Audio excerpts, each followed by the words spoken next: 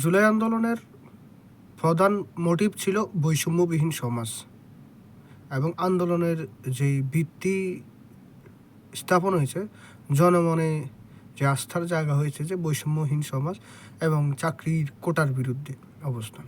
কিন্তু গত 1.5 বছরে 17-18 মাসে আমরা যা দেখেছি যে বৈষম্যের জায়গায় বৈষম্য আছে, কোটার জায়গায় কোটা আছে, কোটা আরও বৃদ্ধি করা হয়েছে। ওই জায়গায় যখন ছিল শুধুমাত্র মুক্তিযুদ্ধে কোটা, ওইটাও শেখ হাসিনা বিলুপ্ত করে গেছে। কিন্তু এখন আসি জুলাই যুদ্ধে কোটা, অমুক কোটা, তমুক কোটা, শ্বশুর কোটা, ভাই কোটা, নেতা কোটা, জুলাই যুদ্ধে কোটা, এখন কোটা আর কোটা।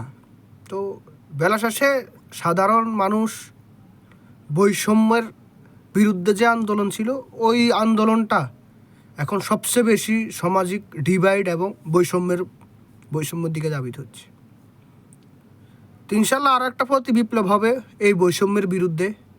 বাংলাদেশের সাধারণ মানুষ বর্তমানের যেই অপসংস্কৃতির পরিস্থিতি তৈরি হচ্ছে, বিশ্বের বাসীর কাছে বাংলাদেশের অবস্থান যে মেসেজ যাচ্ছে, এই অবস্থান প্রতিহত করবে বাংলাদেশের ছাত্র জনতা। আবার যারা এতদিন সুশীলতা বিক্রি করেছে, যারা দেশের মূল ক্ষমতাস্থলে থেকে দেশকে বিক্রি করে এবং দেশের সার্বভৌমত্ব বিক্রি করার চিন্তা করছে, তাদেরকে আমরা শুভকামনা জানাই।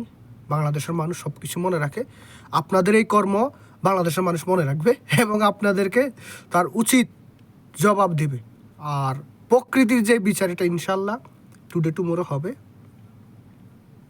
আপনি আপনার বিচারের জন্য অপেক্ষা করেন। ধন্যবাদ।